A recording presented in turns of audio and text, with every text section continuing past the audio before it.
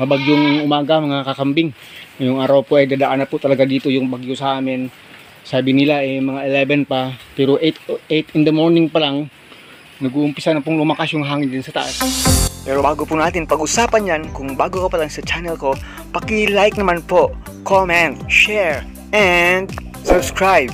At huwag kalimutang i-hit ang ating button bell para ma-notify po kayo sa ating mga bagong upload. Taas. At hindi na po natin pinalabas yung ating mga kambing talaga.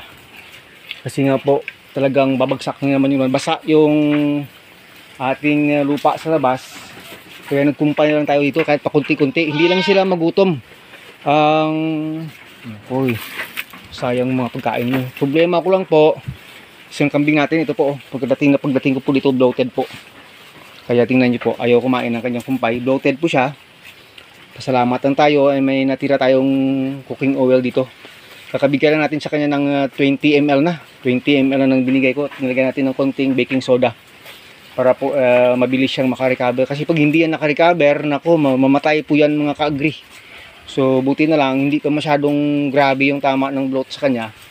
Kasi yun po, talagang wala siyang malalaman po yan kasi yung tiyan niya hindi po lumiit oh. Parang tambor pag yung pinokpok ko.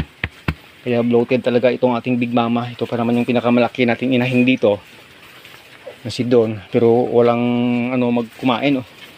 Yung prayer natin, sana hindi liparin ng bubong itong ating goat house ng tatay dun sa kabila. Itong sa atin dito kasi signal number 4 po kami. Dadaan dito, talagang dadaan talaga dito. Prayer natin, hindi lang po sana matuklap itong bubong natin ngayong araw ng dahil sa bagyo. Sana ay maawa naman yung Panginoon sa atin, mga ka-agri. So itong isa, parang may iniinda ka ba? Ayaw kumain? Wala naman, hindi naman sa bloat. Yung kapatid niya kumakain na. So yun, kahit pakunti-kunti lang muna, pero yung problema ko yung isa ayaw pong kumain. Yung iba dito, paubos na yung unang pakumpay ko. O siya, wala. O ikaw na anak niya. Kain ka muna dyan. Kainin mo yung kumpay. Yung iba puspusa na sa kakakain ng kumpay, siya hindi pa nag-uumpisa. Sana ay makaraos po siya. Kasagsagan pa naman ng bagyo. Pag hindi yan makakain buong araw, hindi ko lang alam kung ano mangyari. At yan po, kung may time ay sasarado natin dyan kasi talagang dadaan yung malakas na hangin dyan mga ka-agri. Ubusin ko lang muna itong unang pakumpay ko sa kanila na napier grass. Mayroon pa naman tayo dun sa kabila. Ito ay kahit hindi sila masyadong mabusog ngayong araw, importante po talaga mga ka-agri ay makakain lang sila. Hindi sila mabasa at yun, makarecover po sila. Wala tayong magagawa. Yan talaga yung will ng Lord. Ay accept na lang natin lahat kung ano man ang magiging pangyayari. Lumalakas na po yung hangin, nag-uumpisa na. Tumama na po siya kasi sa Cebu. At ngayon ay nasa part na siya ng Negros Island. Talagang dadaan na po dito sa amin. Kaya yung mga dahon dyan nagsasayawan na sa taas. Sabi 11 pa daw 8 pa lang 11 to 3 PM yung estimated na paghampas talaga dito sa amin. Sige po, dagdagan natin yung video mamaya. Diyan ko po siya ulit ng 10 ml na cooking oil po na may halong baking soda kasi talagang hindi maganda na talaga yung kanyang sitwasyon. Umiiyak na nga may siguro sa sobrang dami na nangangagas sa kanyang chance na po. Baka dighay po siya. Narinig po natin kanina nakadighay pero hindi pa po dire-diretso. Prayer po natin ay makakabawi po itong ating pinakamalaking mamagot dito. Ito pangalawang bigay ko na. Kain na sila ng kain pero ito ayaw po talagang kumain. Kasi talagang grabe po sana po maka-recover siya. Wala pa naman tayo ditong mahabang needle na malaki. Namaya pag magagawa mag-needle tayo pero yung problema hindi natin sure kasi may needle tayo na maikli. Yun yung problema mamaya kung ano magiging niya. Sana po maka-recover po siya after a while po kasi bigay po ulit tayo kasi sa kanya ng another 10 ml na cooking oil na may halo pong baking soda. Sana naman Lord. Hinilot ko na sa panga. Pero yun hindi talaga maganda kalagayan. Sana pang recover.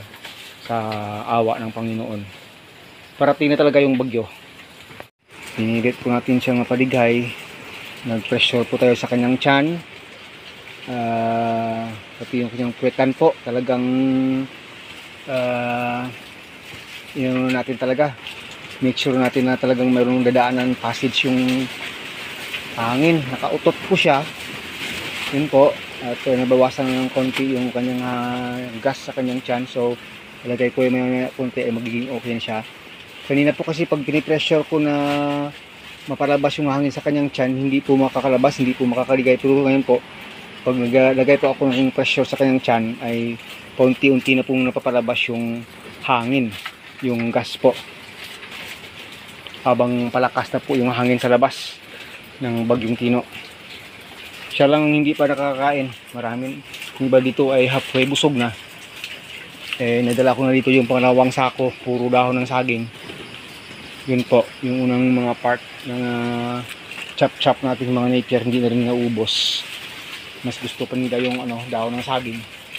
Kasi yung napier natin ay po yan bago po, hindi po masyadong mga 1 month old lang. Kasi medyo yun nga, masyadong bata. Medyo mapait yan sa kanila. So sige, dahon saging. Ngayon, ninipia pa tayo dun sa kanila na 3 days na nating na-harvest. Partially dry na. Yun yung mas magandang bigay sa kanila mayang hapon. 9 AM in the morning po, nag-uumpisa ng lumakas. Sabi ng mga 11 pa. Pero 9 AM po, yung mga kawayan, sumasayaw-sayaw na. May nahulog na tayong sanga ng mangga dyan. Nako, grabe. Ako, mga ka-agri, 11 in the morning, pumapasok na si Bagyo Tino. Ma'am Che, ilang puno ng saging mo na natumba?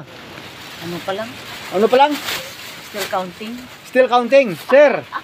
Counting still. Nako, yung pinaka-maximum nito mamaya siguro mga 1 PM, sir, no? Or 2 PM. Yan. Ang pinakamahirap dyan, no? Nakikita mo, binabayo ng bagyo ang tanim mo tapos wala kang magawa. Ayun, Oh. yung lakas ng hangin, grabe. Tapos kitang-kita mo, no? Nako, yan o, grabe na lakas. Palakas yung hangin. Dito na kami nagtitipon-tipon sa maliit na kamalig. Baka mamaya, daanan nung masyadong malakas. Sana hindi madala yung bubong. Tingnan natin mamaya, naglulubat na tayo. Malamang brown out na rin sa ating barangay. Time check lang muna, it's 11. Ayan na po talaga. Ay katugba kamayas ko.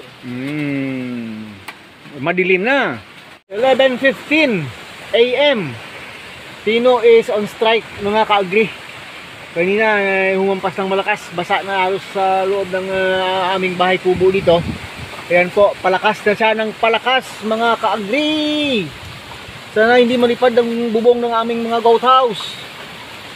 11:26, 11:27 in the morning.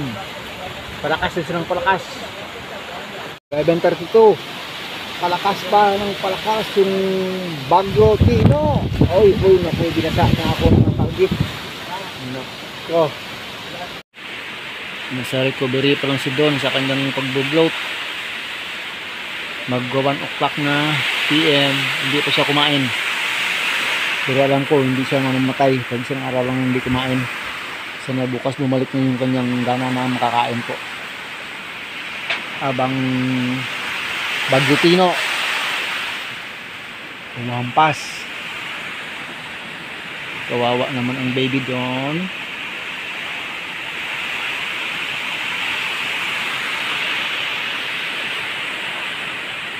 May 1 PM na po mga ka-agri at continuous pa rin si Bagyo Tino.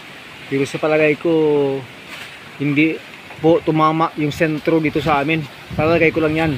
Kasi hindi ko naranasan pa hanggang ngayon yung ini-expect ko na sobrang lakas talaga ng hampas ng kanyang hangin. Kahit na may mga nabali ng puno ng kawayan dyan sa kabila. Pero iba yung expectation ko. Sabi ko kung signal number 4, hindi lang po ganito mga ka-agri, siguro salamat na lang kay Lord. Sige po. 1:30 PM na. Continuous pa rin si Bagyo Tino. Napakalakas po ng tama ng hangin sa taas. Grabe po. Umaalingaw yung niya, pwersa ng hangin niya. Yung ibang mga kawayan nagsitumbahan doon sa kabila kanina banda. Yun po. Makakalakas na puso talaga mga kaagri. Parang lilipa rin yung ating bubong ng goat house dito. Sana naman ay hindi mangyari no? Pag nailipad ng hangin yung ating bubong ng ating goat house. Nako,